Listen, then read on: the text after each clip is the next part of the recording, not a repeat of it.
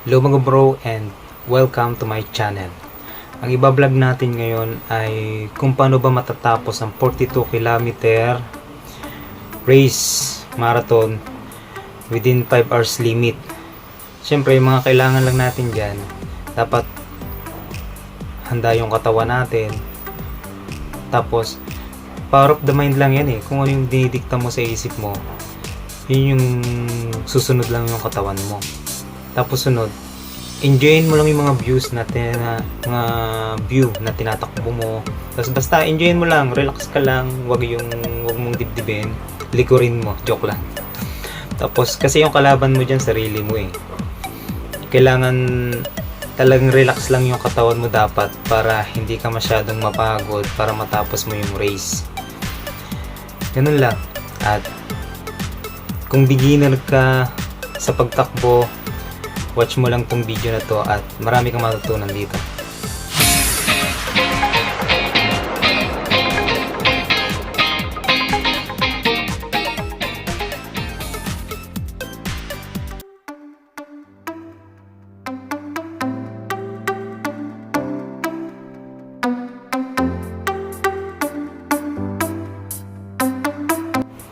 Bago tayo tumakbo, kailangan muna natin mag-stretching para hindi tayo ma-injury.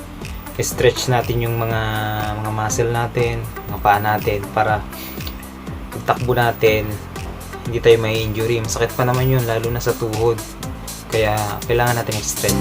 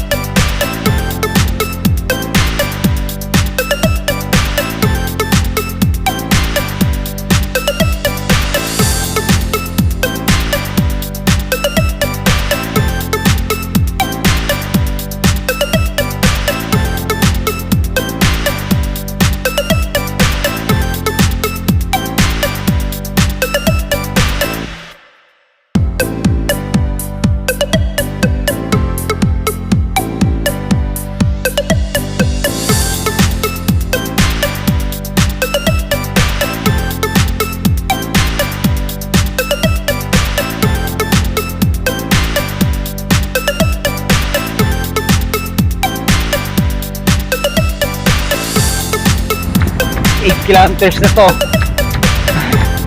medyo mahaba-haba pa yung bubunuin ko pero kaya yan. Ayan, takbo lang, fight.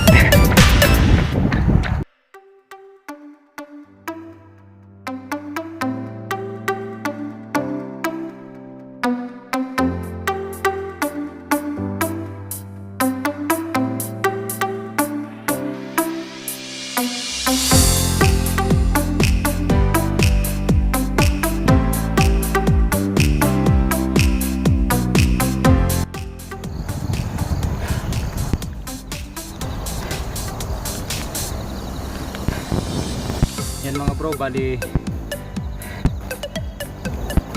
nasa kulang-kulang 14 kilometers na yung natatakbo ko. Pahinga muna tayo. Sabi nga, power of the mind lang yan.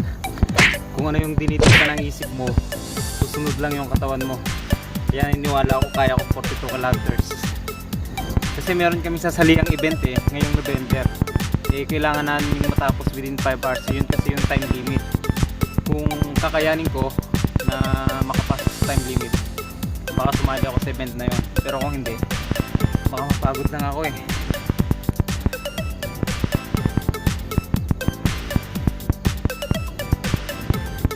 Bali ito pala yung sikreto namin para matapos yung race na to.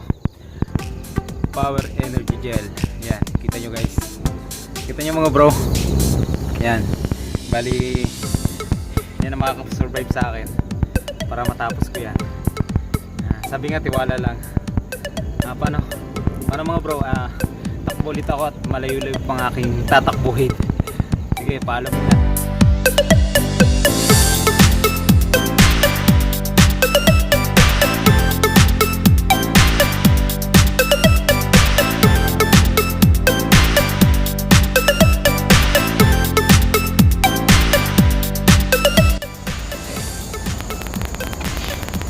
Bali naka 20 kilometer na ako. Mahaba-haba pa ang tatakbuhin. Buti na lang may power gel.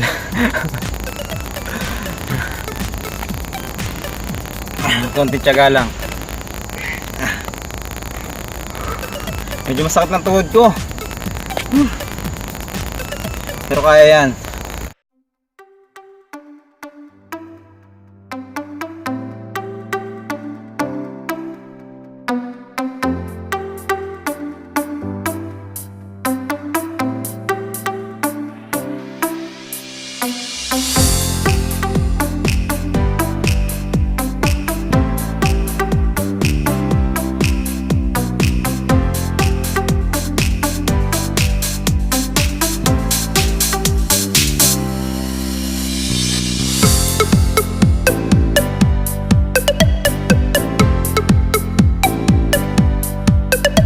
Pasensya na mga bro, di ko natapos yung race 42 kilometer kasi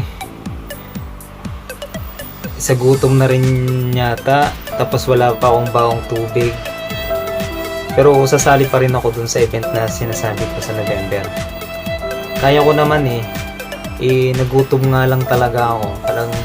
Parang kung tutuloy ko pa, hihimatayin na ako. Bali naka 37 kilometer na ako 37 kilometer. Tapos 5 kilometer na lang, meron pa akong natitirang 40 minutes. Kaso wala na akong lakas. Tayo sana yun kasi yung 5 kilometer ko kaya kong takbuhin siya ng 30 minutes Sana papasok ako sa oras. Kaso ang problema nga, nahihilo na ako sa gutom sa kasa ko. Kung may natutunan kayo sa video na to, please like and subscribe to my channel para madagdagan naman yung views ko. Thank you.